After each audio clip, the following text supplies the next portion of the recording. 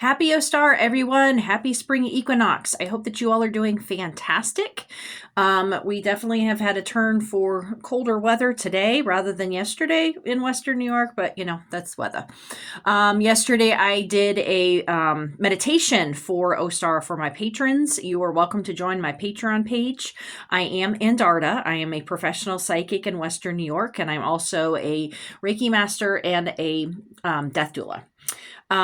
So there are so many videos on Ostara and the spring equinox as far as the history goes. So if you're wanting to get more of historical information, things like that, you are welcome to look through YouTube.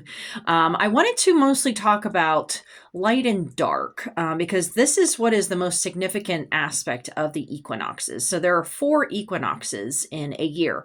We have the longest night of the year, which is the winter solstice, the longest day of the year, which is the summer solstice, and then we have the spring and fall equinox. And those are polar opposites that are only the 2 days of the year that light and dark are completely balanced. So that means that these days are actually very important for balance in all aspects. Now, what is light and dark? This is not good and bad, right, wrong, things like that. That is something that's definitely part of our mainstream society's viewpoints of what is light and dark. That's not what this means. What this means is the light half of the year or the dark half of the year. And that is how much is the sun prevalent? How much is the night prevalent?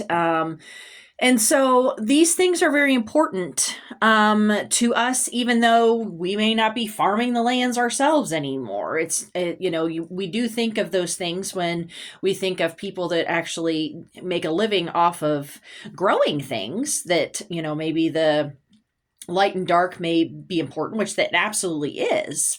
But even personally, we are very much affected by light and dark, and also light and dark within ourselves. So the light half of the year is when the sun is the most prominent, and this is for growth. The dark half of the year is when the night and moon are the most prominent, and it is for rest. And that is also something that's very difficult in our society that is fast-paced, nonstop going, is the idea of rest. Light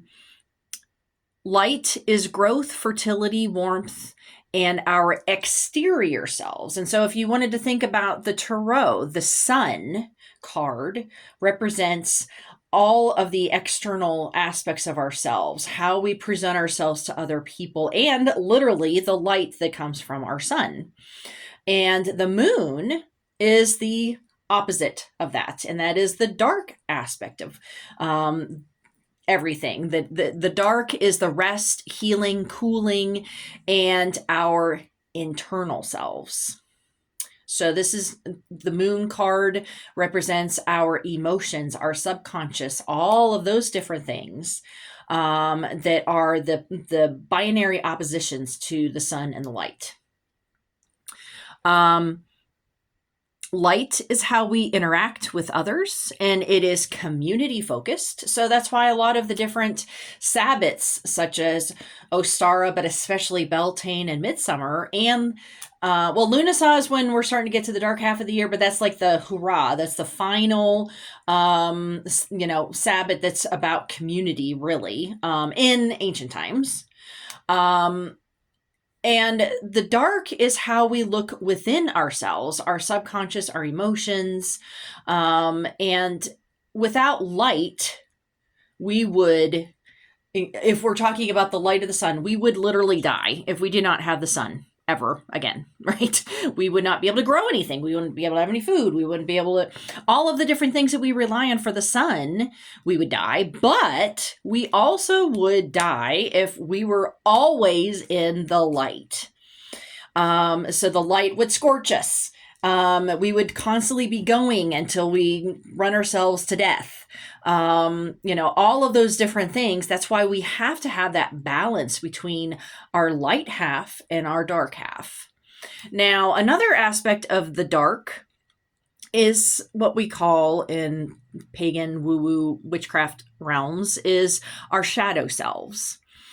So our shadow selves are basically our internal. This is our subconscious, but it's also, anything that we have experienced in our lives that may have been, any type of trauma, any type of abuse, any of those things that are how we maybe react poorly in a situation that had happened many, many years ago, but now something has surfaced, brought back those memories. And if we pretend that it's not there, if we pretend that our shadow selves are not there, that's when they tend to keep on resurfacing and we keep on reacting poorly in given situations. So those ideas of, oh, well, just pretend it away, or just always just focus on the light, always just focus on, how you react to other people. But if you're not looking within yourself and you're not healing your internal self, then you're always going to be imbalanced. A book that I actually have found very helpful for myself, as well as for actually many other clients, it's called Dark Moon Mysteries. I have absolutely no connections with this author at all whatsoever. Timothy Roderick, he's a clinical psychologist, and he's also Wiccan.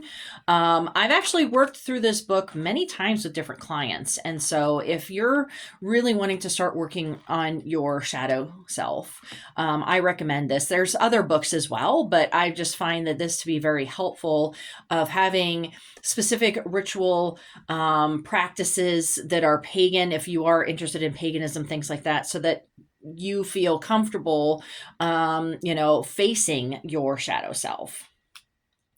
And, this is just some different things that I felt that, we could possibly bring up because, I love bunnies. I love the spring. I love new growth and all that wonderful, happy, fun stuff.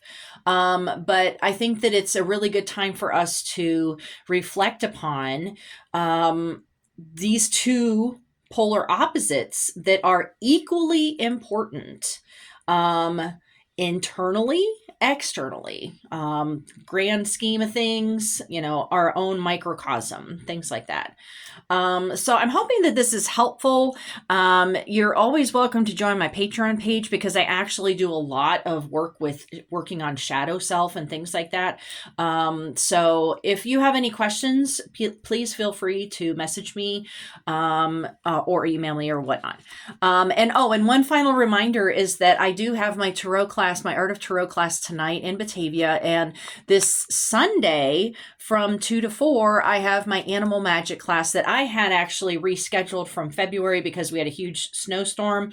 So it is now this Sunday coming up at Mythic Treasures in Henrietta, New York. So if you are local, please contact me if you want to join the class so that you can get onto the list. All right. Have a wonderful rest of your day.